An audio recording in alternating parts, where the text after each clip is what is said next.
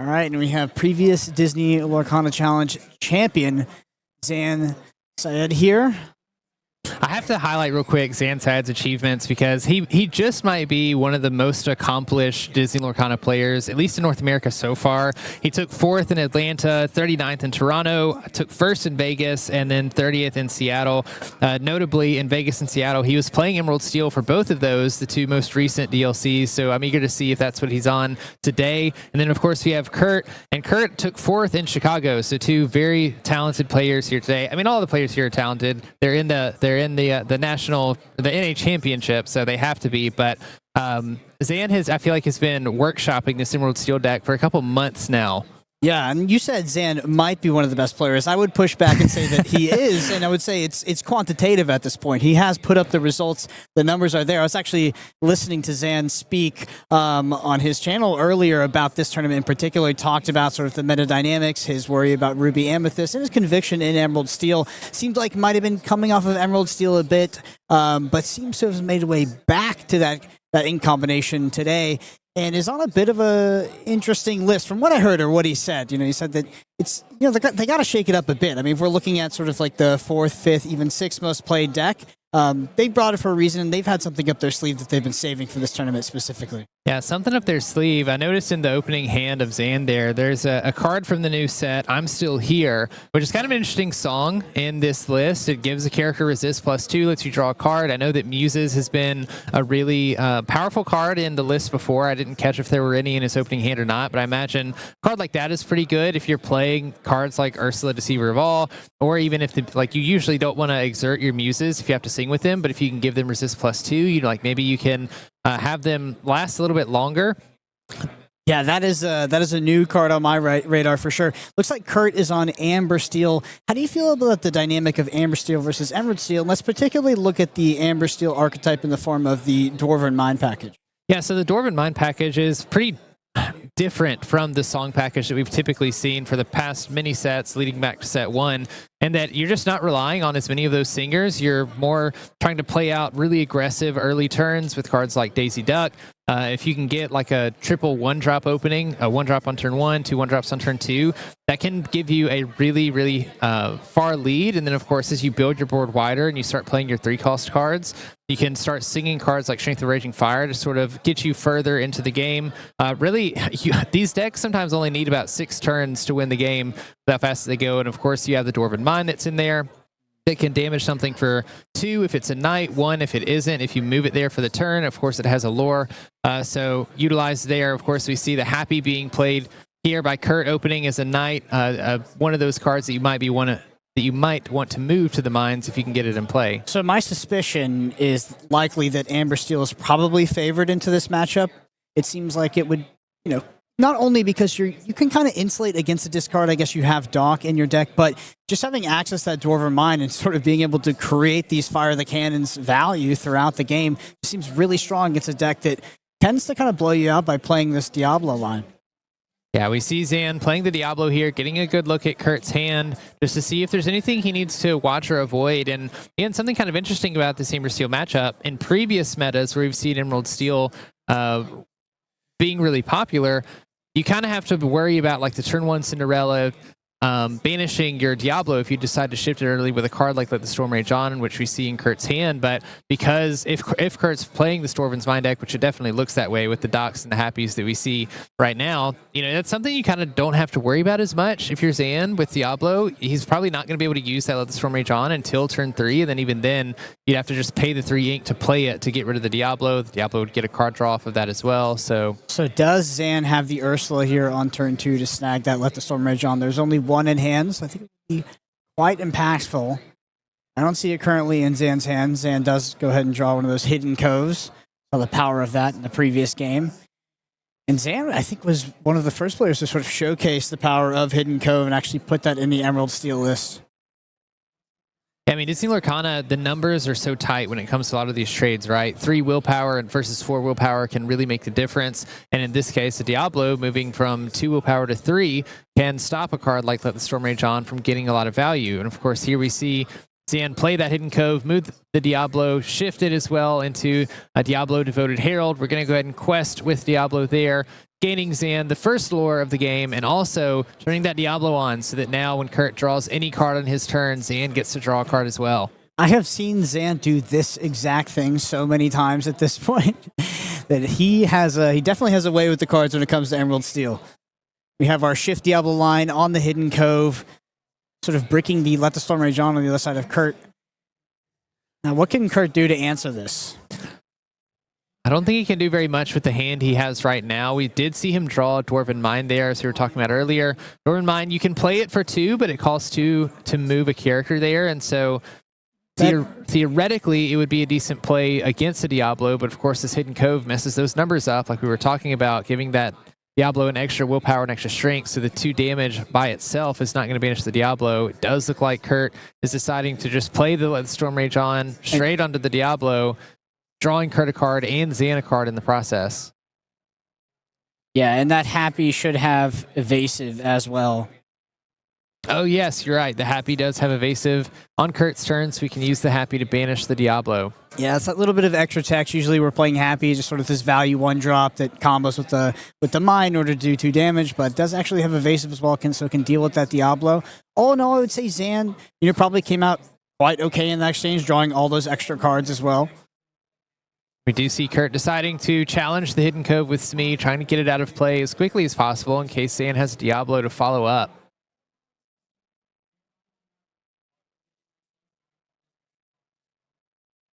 Yeah, I have to imagine that Hidden Cove is just going to be super impactful in this matchup. Seems very strong against a deck like Emerald Steel. Some of Emerald Steel's deck does have access to Ward, which is going to turn that off. I think Kurt is in an interesting position here as well. Having gone first especially, I think the Dwarven's Mind deck is trying to be a lot faster than this. He's drawn most of his Steel cards and not really seen a lot of the Amber cards, which can be a little bit more aggressive. And I think playing more aggressively into an Emerald Steel discard can actually be a little bit better for you. A lot of their Emerald characters their strength just isn't really up there, which is where a Hidden Cove can really come in and help boosting those strength. If you're playing cards like 2-drop Ursula, even the Diablos, they just don't have the fighting power to stop cards like Daisy with 4 willpower or Rapunzel with 5.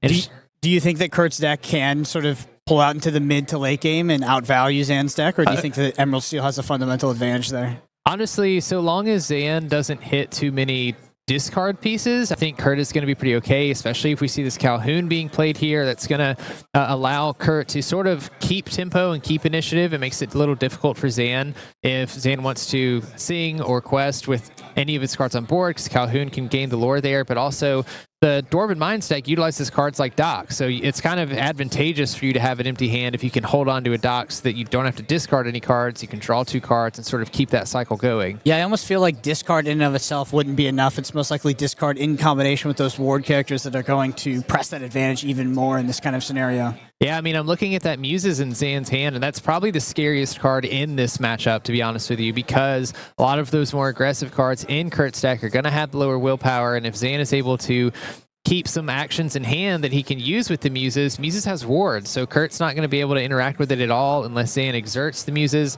Of course, Zan's not going to do that unless he absolutely has to. It can make it very difficult for Kurt to create a lead and then keep the lead long enough to finish out the game. Looks like on the following turn, we'll likely see that Dock line from Kurt, able to probably ink a card in hand and then play 2 cards, the second of which being that Dock drawing up. We are going to see the Muses being played by Zan here. I think we had a Strength of a Raging Fire in hand, if I remember correctly.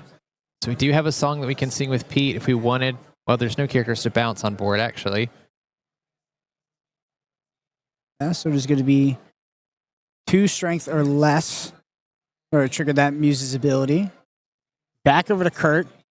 We'll see who comes off the top. See if we see that Dock play. Ooh, there's going to be a Rapunzel with 2 damage counters sitting on the Smee here. This is a pretty juicy Rapunzel. Kind of exactly where you want Smee to be if you have one. So Rapunzel draws 2 here off the Smee. It's going to be 4 cards in hand here for Kurt. Does find the Piglet plus the Pete. Pete seems like it could be pretty impactful against a board like this. Now sitting with the Muses is the most threatening part of Zan's board. Yeah, we don't have enough ink to play the Pete this turn, but I definitely agree. if you're able to keep it in hand, seems like it could be something that could really turn turn the tides here.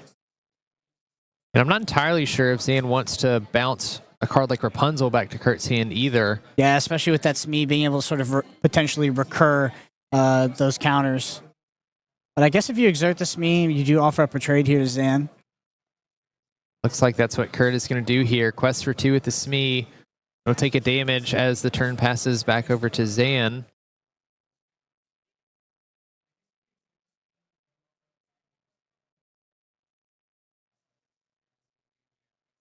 All right, we're moving back over to Zan's turn. He's going to draw for turn. I think that was a Prince John that he just drew. Part of that discard package in this deck, another character with Ward, very difficult to interact with. Kind of turns off what the Seven Dwarves Mind, really allows you to do in this deck, which is sort of ping those characters and banish them, finish them off. Yeah, absolutely. I mean, we talked about that advantage potentially that Amber Steel has over Emerald Steel. And I think that extends to most of the deck except the Ward characters in particular.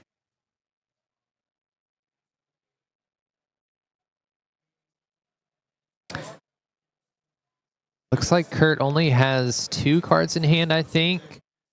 Wonder if Zan has enough discard available to empty his hand. If we can get rid of that Pete, might be pretty good for Zan with the Muses on board.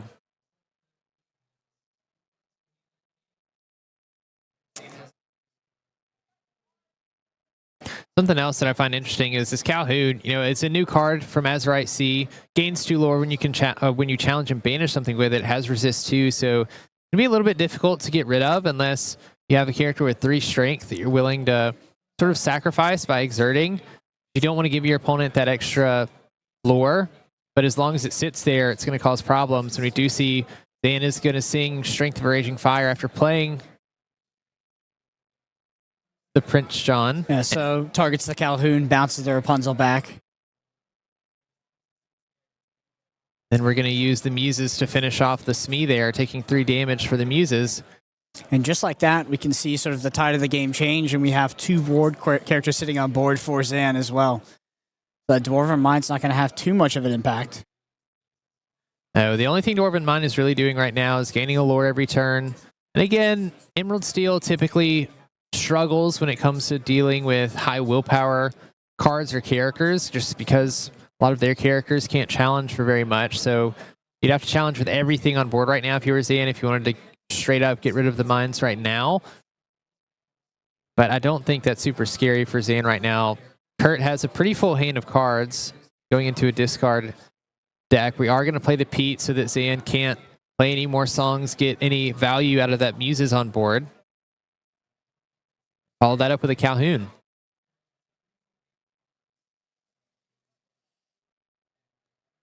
How are you feeling if you're in Kurt's position right now, facing down the Muses and the Prince John? I think the Princes and Muse John, I don't feel good. I think Ward in pretty much every Amber Steel matchup, sort of regardless of deck, has historically been difficult for those players. And Amber Steel is just not one of those decks, especially if you're not playing the singing package where you can sing Whole New World, refill your hand very quickly. If Zan can get your hand down to 0, then it can be pretty scary. Even if you do have the dock in hand, your dock might refill 1 or 2 cards, but there's so many cards in Zan's deck that's going to allow him to discard things still. Eventually you get to a point where you don't have cards in hand and he's able to bounce cards back to your hand with Muses and then force you to discard them. You're essentially banishing those cards. Kurt also, Dwarven Mind stacks rarely play board wipes like Grab Your Sword either, and so long as these characters stayed readied, especially with the Ward ones not being able to be interacted with, Zan's going to build up quite a wide board, I would imagine. Yeah, so I'm trying to think. Kurt, I'm assuming, is hoping that Zan just does not draw cards to trigger Muses and Prince John, and in the meantime is able to potentially ink a card, play 2 cards, one of those being dock, refuel, move to the mines, deal damage to the characters that don't have Ward, and sort of pull away in that sense. All the while, game plan being, Zan, don't draw something that can trigger both Prince John and the Muses.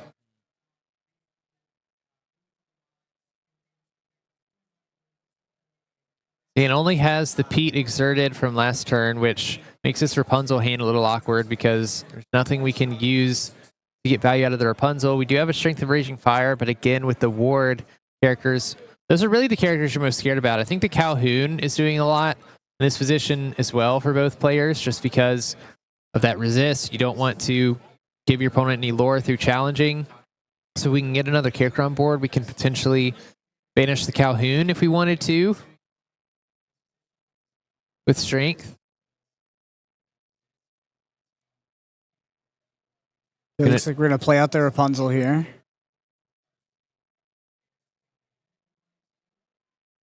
Like we're thinking about singing. Yep, we're going to sing strength with Pete here, taking out the Calhoun so that Zan can't challenge back with it on the next turn. Going to go ahead and ink another Mines and then play that dock, discarding our hand, which is 0, drawing 2 more cards.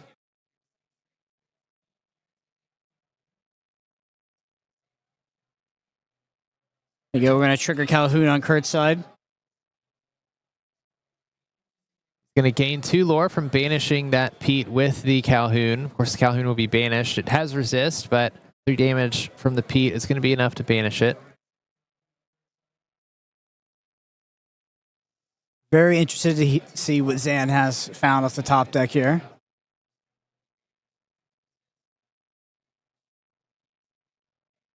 Here's the card we knew about, which was Hypnotize. That was the last card in hand prior to the top deck. Get rid of that Lilo. Love this Lilo for that reason. Lilo, when it's in the discard at the start of your turn, you can choose to bring it back. You pay for it, exerted.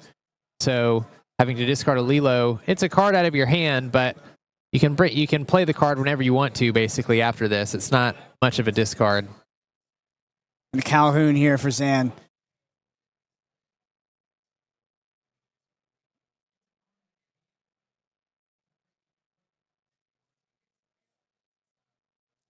However, mine looks pretty threatening on this board. I mean, you have to be careful of these locations, especially the ones with lore. If you let them go on for too long, they just tick up and up and up. I'm more worried about moving the dock over there.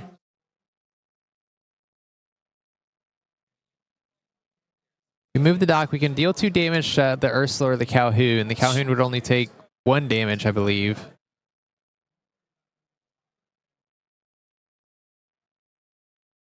This is an awkward position for Zan as well. If he finds a song that he can use to bounce, I don't think you want to bounce the Rapunzel or the dock. Give Kurt options to draw more cards. Do you see a Daisy that's in hand for Kurt? I think Lawrence was the other card.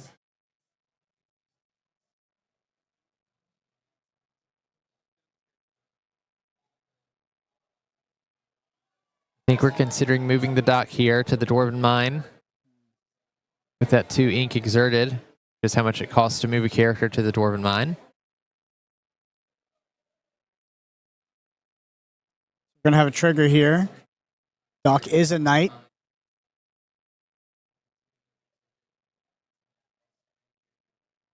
Do 2 damage onto that Ursula. Kurt's going to go ahead and quest with the Rapunzel and Pete here, gaining 3 lore, pushing his lead a little bit further, and then we're going to play a Daisy and the Lawrence to follow. Daisy, one of the most powerful 1-drop cards in the game, honestly. A 1/4, 2 lore. When it quests, your opponent takes a look at the top card of their deck and they can put it in their hand if it's a character card. If not, it goes to the bottom. Then Lawrence being a 4/4 with 2 lore, unless it has damage on it, in which case it becomes a 0/4. Kurt starting to build up a pretty decent board here with a lot of lore, honestly. 3 characters with 2 lore on them. The location that needs to be answered because it's gaining lore every turn. Kurt's already at 12. Zan's going to have to find ways to answer this and slow Kurt down because Zan only being at 1 lore, he's pretty far from winning this game. Kurt is asking the question. All information is available. Kurt, no cards in hand. Zan, just 2. Things stay exactly as they are. Kurt actually takes this game. The amount of lore that's on board.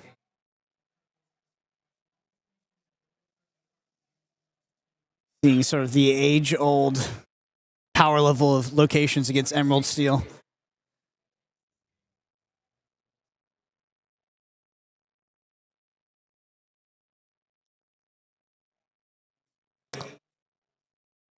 And trying to find a line that keeps him in this game, gets rid of enough characters to progress it for another turn.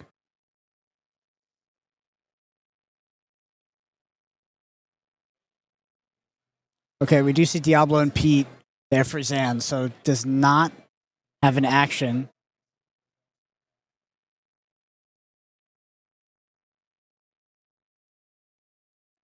Diablo and Pete probably not too effective against this this board state here from Kurt.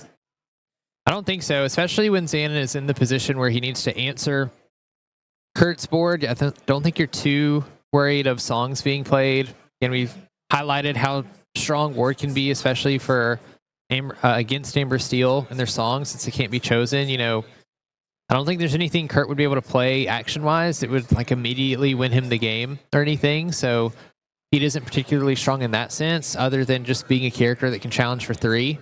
You said Lilo moved to the top. It can be played out of the discard.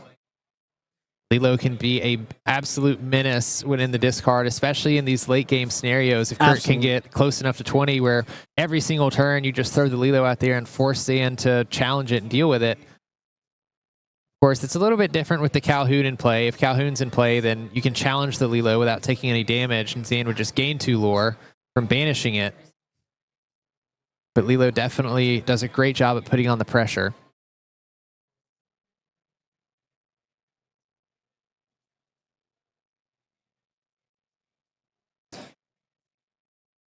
All right, 1 card for turn here for Kurt.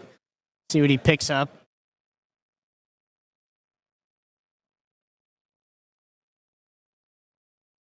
I think 7 lore here, already sitting at 12. Go up to 19. It can. What does Zan have to find to be able to come back from? If Kurt just quests out and then plays whatever's in his hand here. I mean, right now, Zan has both Pete and Calhoun, which are pretty good attackers. The issue is we have really weird stat lines, like this Daisy having 4 willpower is going to make it really tough for Zan to banish. We do see the Daisy quest. Zan finds a Pete off the top, so it's going to go into Zan's hand. And then the Lawrence as well, being a 4/4. You know, like none of the characters on Zan's side of the board cleanly banish any of those characters. Kind of the same thing with the Rapunzel, though the Rapunzel and the Daisy both have low enough strength that if we can find a song or 2, we can bounce them back to hand with muses, which means we don't have to actually challenge and banish them. Something like maybe a I'm Still Here wouldn't be too bad. You could give one of your characters resist, use it to challenge, bounce a character. It lets you draw another card, hopefully draw into another song that you can use again to bounce another character. So I do believe Kurt is up to 18 here. Gets rid of those muses and... Oh, this is an interesting location. Rapunzel's Tower. Characters get +3 willpower while here. This is pretty new to the Dwarven Mines deck. It's a location we really don't see played at all in the meta so far, but gives all characters +3 willpower. Is going to make it exceedingly difficult for Zan in this position to banish some of these characters. Kurt's going to move the Lawrence over there, making Lawrence a 4/7. And the Lilo as well. Yeah, and without the muses, what can Zan do about this? I mean, even with the muses, it would have been a tall order, but it feels like almost nothing at this point. Yeah, I mean, Kurt has more characters on board than Zan does, so even if we could challenge and banish everything, we can't. But Kurt's going to take game 1 after Zan scoops. Yeah, feeling good. 1-0, already sitting at 21 points. We see the power of that Dwarven Mine deck. I mean, we were worried about Prince.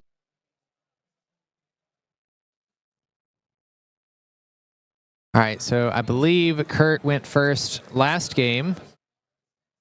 See if Zan can find the Shift Diablo line again here to start it off. You think at this point in the metagame, is that still what Emerald Steel is trying to do every single game?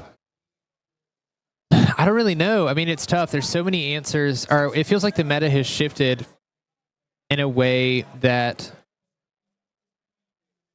makes it more difficult for the Diablo line to really be as good as it was before. I mean, we even saw just a turn 1 Happy was pretty good. We see the turn 1 Cinderella sitting in Kurt's hand. You know, so without something like that turn 2 Ursula, so it's difficult to do. Zan just sent back 7. Yeah. Okay, so very important to note there. Zan sends back 7. Looks like Kurt is sending back 4 here. So Zan very unhappy with the opening hand. I have heard Zan speak in the past that he is comfortable. I believe, I could be misquoted, but I do think that he is comfortable sending back 7 with this deck, but not something you usually want to see. No, definitely not. It means that Zan didn't have anything in his hand that he felt like was going to help him in this opening. You know, I feel like Lorcana is an interesting game where you have to play a bit differently on the play versus the draw. And if Zan being on the play this time, you know, he's probably looking for a very optimal opening, an explosive opening, or one that he can get an early advantage with for Kurt. I imagine, knowing what deck that Kurt is playing now, you might know that there could be some high willpower, pretty aggressive cards coming out in the early game you may need to answer, so potentially looking for cards that can help you answer that. I did see that Kurt had access to that turn 1 Cinderella, which you mentioned last game.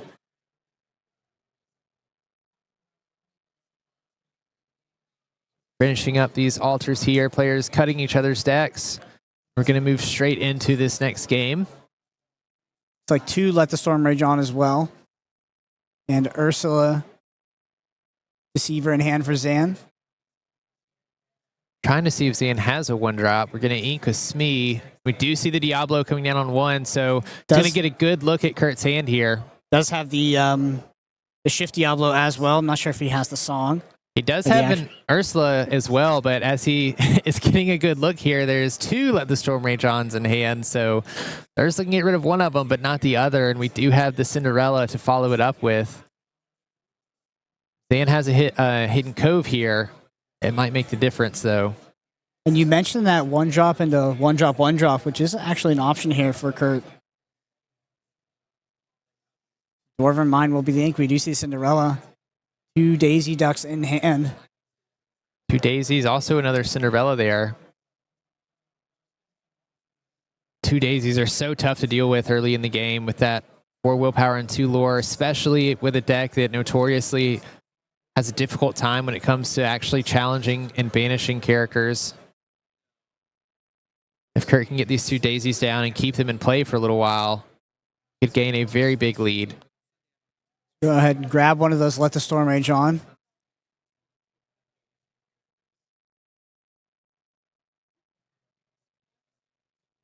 Gonna quest here for Zan.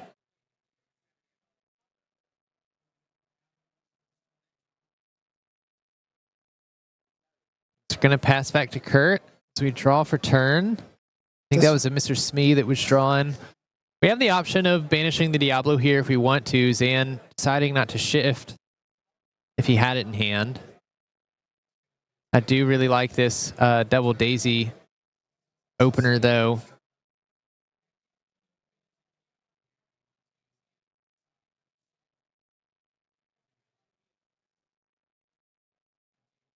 Maybe Kurt trying to decide what to ink for turn.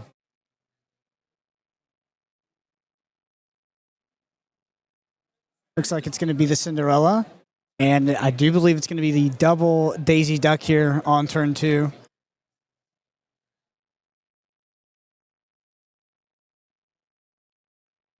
Daisy is going to be so hard to deal with if Kurt does it. Thinking about singing, let the Storm Rage on potentially here, drawing a card before we commit to anything. We are going to see Kurt do that. He's going to deal 2 damage to the Diablo, banish it, and draw a card. We find another Mr. Smee. Kurt thinking about maybe playing a Smee out versus double Daisies. Another option we have. Definitely an option, especially with the Rapunzel in hand. Rapunzel in hand. Ursula has 3 willpower on the other side of the board, so Zan quests with it. Can challenge it back, putting that extra damage on Smee for Rapunzel.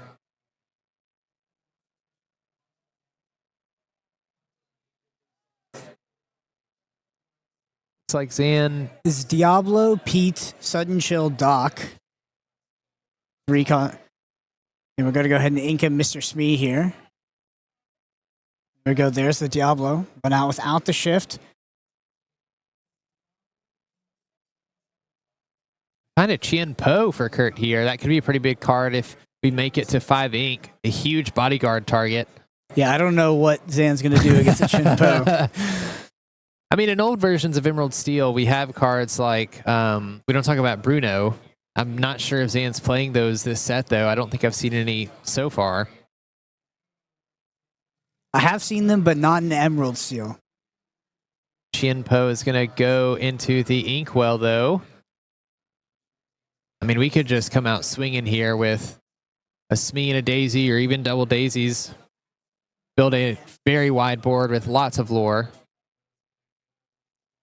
Yeah, it feels like this Smee plus Daisy coming in on the Rapunzel turn is going to be pretty strong here for Kurt. Going to go ahead and quest with Smee here, gaining 2 lore. Then Smee's going to take a damage since there's no captain in play as he passes it over to Zan. Zan needs something pretty good here to start gaining a little bit of control over this board before Kurt runs away with it.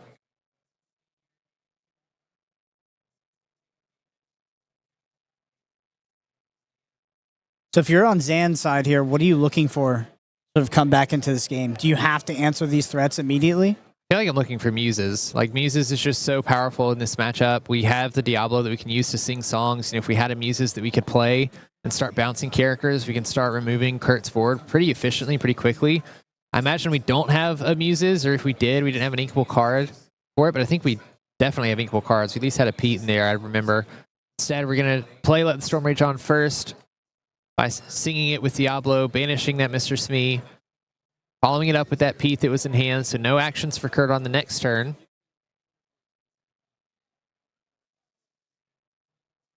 Does it feel like Kurt needs to find an answer to that Diablo before deploying the Rapunzel and getting value out of that? It's a good question. I'm honestly not sure, because we have such an aggressive board here that I wonder, it's one of those things where it's like, Dan could have 1,000,000 cards in hand, right? But if Kurt reaches 20 lore before he can do anything about it, you can have all the cards in the world and it won't matter. This feels like a tall order, only sitting at 2 lore here for Kurt so far. Yeah. Feels like Zan has kind of started to stabilize a bit early. You know, we haven't gotten enough advantage to potentially employ a strategy like that.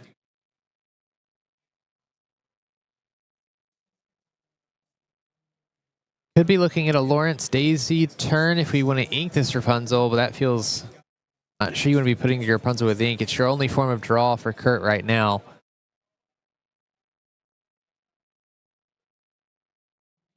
I don't think we have a way to put any damage on anything this turn or Rapunzel value either.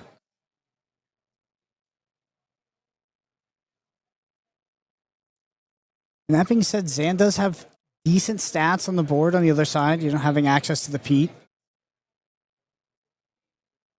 Yeah, I mean, if we exert this Daisy quest, you could easily clean it up with the Pete and Ursula on the next turn. Yeah, I think we would almost certainly see that happen as well. Then probably watch the Pete go ahead and trade into the Smee after that. It's like Smee is going to quest for 2.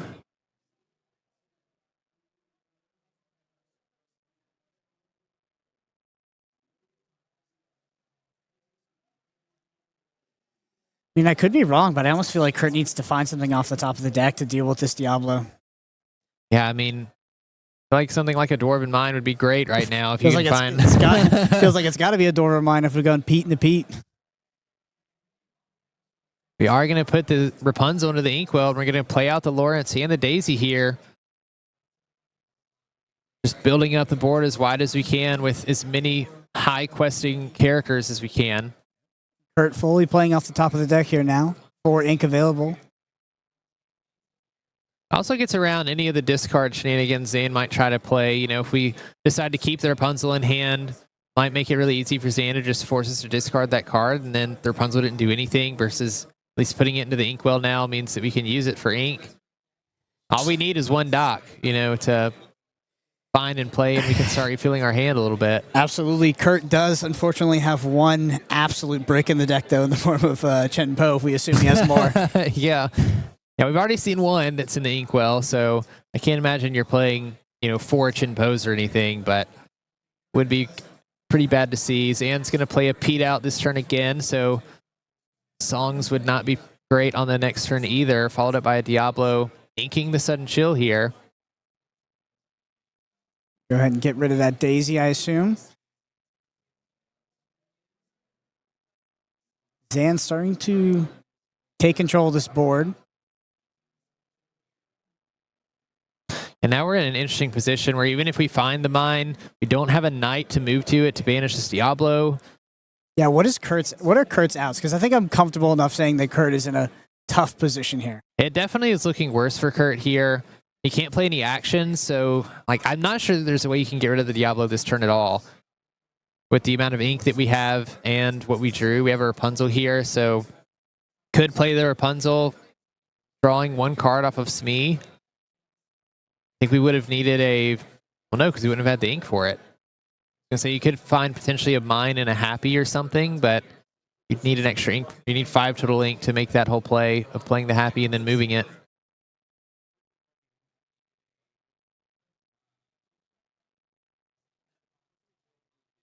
I think we're looking to challenge the Pete here with Lawrence, putting 3 damage onto Lawrence and then playing the Rapunzel, healing all the damage back off of Lawrence, drawing 3 cards. Yeah, so could he have top decked Doc and then found 2 cards, one of which being mine plus inkable? Played mine, moved Doc? I don't think so, because Doc costs 2. Oh, mine costs 2. Mine costs 2 and so 2 to move. one off, Yeah. Yeah, so didn't have any outs to get rid of this Diablo, unfortunately. You find a happy Calhoun and let the Storm Rage on from that Rapunzel, though. Means we can't play the happy. It's our only inkable in our hand. But not anything terrible to follow the next turn up with, honestly. The Calhoun being in play, of course, can make things a little weird for Zan. If there's no other Pete that Zan has to play, we can finally let the Storm Rage on this Diablo, so long as a Hidden Cove isn't found. Yeah, Kurt just could keep asking the question and make Zan have it in terms of being able to answer. Not really represented on stream right now because Zan's hand is a bit held back, but Zan has a ton of cards in hand. It's going to find a Hypnotize from the draw for turn. I think I saw Prince John in there too.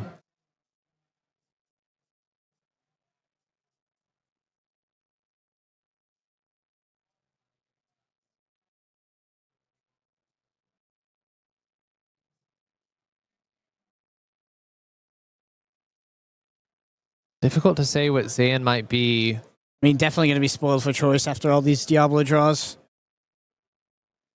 One thing that this Emerald Steel deck does well, once it sort of assembles these card draw engines, draws so many cards. We can honestly make the difference in some of these matches. You know, Kurt found 2 Rapunzels so far, gotten full value out of one of them, refill the hand.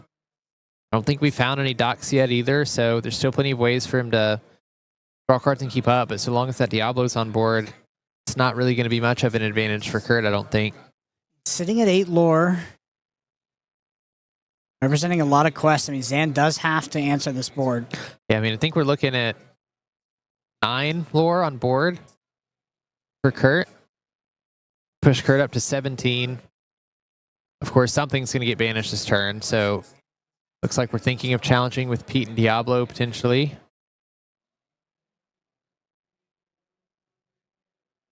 Yeah, I don't see a world where we see this. Oh, another Pete. Oh my goodness. That's all, I think that's a 3rd Pete in a row for Zan. It is a 3rd Pete in a row. It's going to turn to let the Storm Rage on off in Kurt's hand right now on getting rid of this Diablo.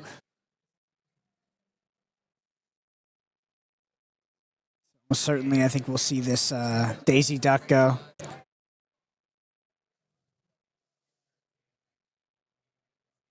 Oh, and there's the Cove you talked about. There's the Cove, yeah. So now even if we could play let the Storm Rage on the Diablo, I imagine we're moving the Diablo there. Yeah, it looks like that's what we're doing.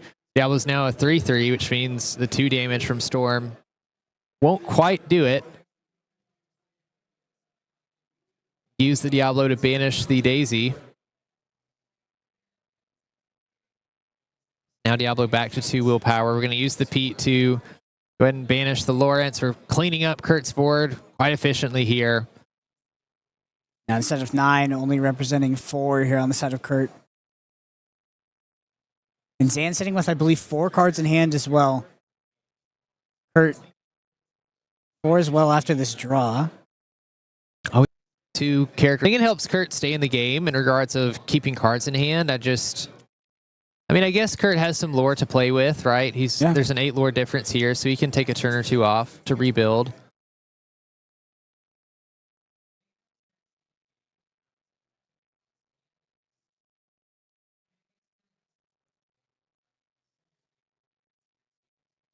The main thing I'm concerned about here on Kurt's side is just the ward characters, the value out of Muses and Prince John once that ultimately comes down, because that's where Zan can start assembling a sort of lock, where your card advantage is going to matter, but,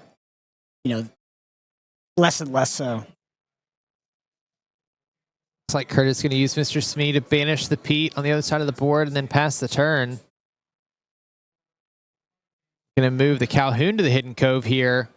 It's going to get 4 strength to banish that Rapunzel with 1 strength on it. Zan's going to gain 2 lore from Calhoun, banishing another character. And of course, Calhoun having that resist means it doesn't take any damage. Following it up with a Prince John singing a sudden chill, forcing Kurt to discard a card.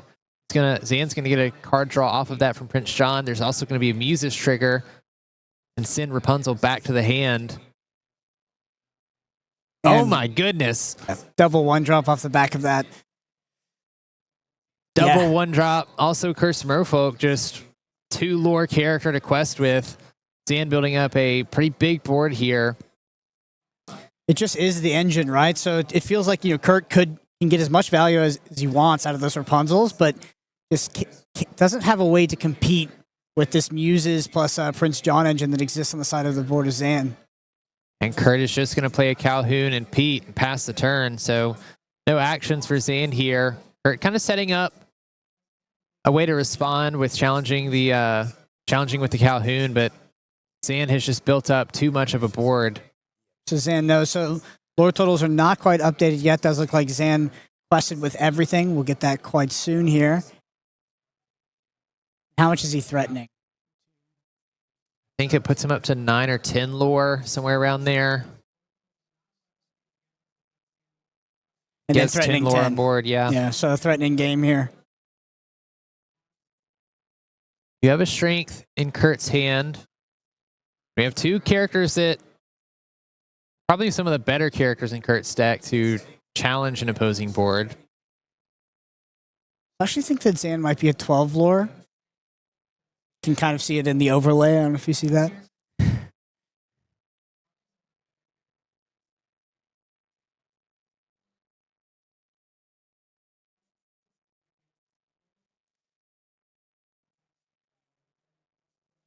The Muses having 4 willpower here makes it just so difficult. That one willpower of a difference. Kurt would have to challenge with both characters to banish it. Don't really have any other way in hand to deal that extra damage we would need, and it's a card that's kind of crippling for Kurt here. Yeah, it feels like you'd have to answer it with a single card because you have to stop the cost value of the other cards as well that are on the board right now. You can't just run both characters into the Muses. Does have access to Strength of Raging Fire in hand.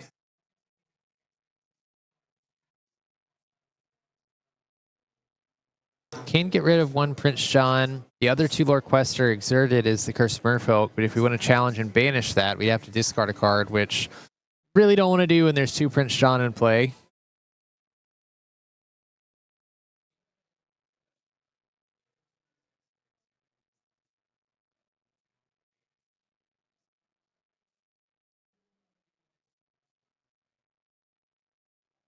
I think Kurt just trying to figure out the most optimal line here. Very, very difficult board state. Trying to find how he can get back into this game. We're going to start by playing a Lawrence here after inking a Rapunzel. Card that could challenge and banish the Muses in one go if we find the Muses exerted. Also puts another character on board so that we can sing Strength for 3 damage. Strength of the Raging Fire here. Target's going to be Diablo, it looks like. Is Diablo on a cove as well? Yeah, we couldn't banish the Calhoun there because the Calhoun would have 3 willpower, but with an resist +1.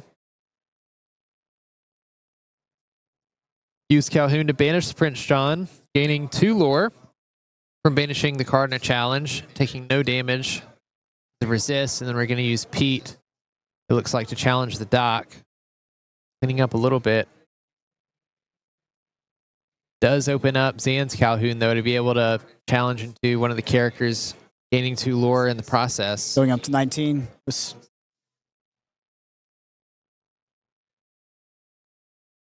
Ursula Deceiver off the top here for Zan.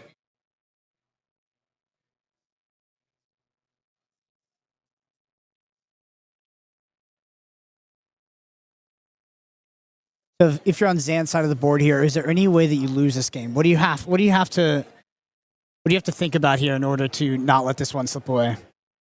You're gonna see an Ursula being played. Just gonna see the dock in hand.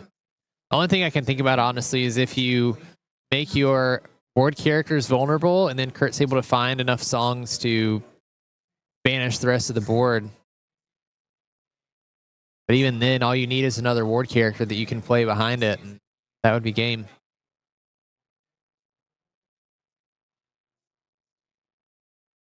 And seeing that Kurt only has 1 card in hand, and that card being a dock, only 6 ink available, would be, I think it's going to be difficult for Kurt to make anything happen. So Calhoun into Calhoun, but Zan's Calhoun is on the Cove. Going to get that 2 lore up to 14. He has the high ground. He does have the high ground.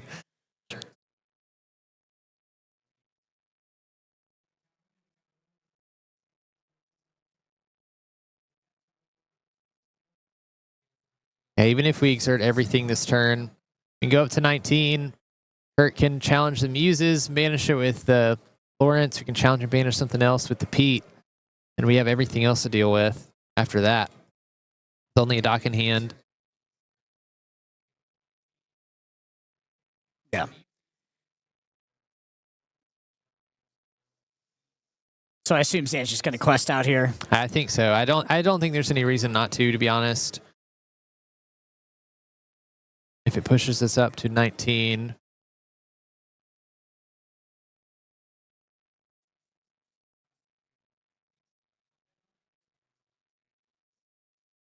Okay, we're gonna use 3 ink instead of singing to put some damage on the on the Lawrence.